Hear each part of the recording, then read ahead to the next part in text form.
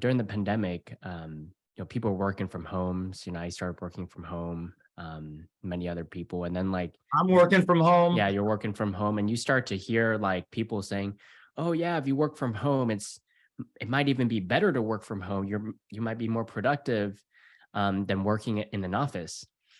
And then now, fast forward 2 to 3 years later, you start to see companies like Tesla, like Disney, JP Morgan. They're like, all right, everybody, it's time to come back to the office. And so I'm pretty sure they have some sort of data and they're testing, okay, are people actually more productive at home? Well, if that's the case, they would continue to let their, employees work from home. Now they're calling them to go back into the office. So have you seen any studies? What are your thoughts on that? I know it's kind of like a touchy subject because a lot of people want to work from home, but these companies, they're like, hey, it's actually more productive to work in the office. Well, let me add one more factoid to that, and then I'll respond. Mhm. Are you aware that in England, I think it was either 100 companies or 1,000 companies were part of a experiment the entire last year, a 4-day work week? Are you aware of that? I heard about the 4-day work week, but not that Yeah. specific study. Yeah.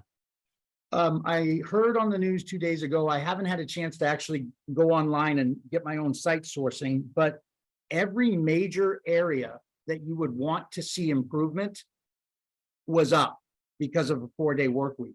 So if you add that 4-day work week to the fact that people want to work at home, right, more, and yet companies want to bring you back. And like one of the companies we're talking to, they're based out of Boston. And even before the pandemic, 75% of their employees were remote. And I said, well, that's interesting. How did that come to be? And they said, it just made sense for us from an overhead perspective and people liked it. And I said, what's your biggest challenge? And their biggest challenge is creating any sense of culture because people aren't in the office much. So I've got a couple of thoughts around this. There's no doubt that business leaders, particularly where they have high levels of commercial leases, are going to push hard to get their people to come back because they don't want to default and breach on these leases, right?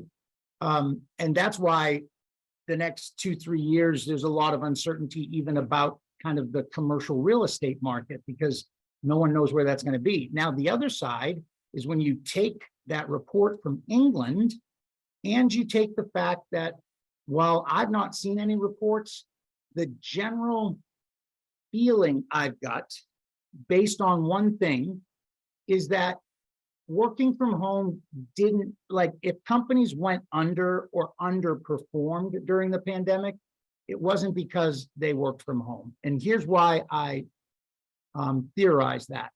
Because up until whatever, a few months ago, where there was a downturn in the stock market, even during the pandemic, there was an adjustment right at the beginning, right? Everybody needed a bunch of money, but the companies were still making record profits. So, it's a bit of a quandary, isn't it? Hey, thank you so much for watching this video. If you enjoyed the video, make sure you watch the full episode here. And if you're not subscribed yet, make sure you click on the subscribe button. I really appreciate you watching. I'll see you in the next video.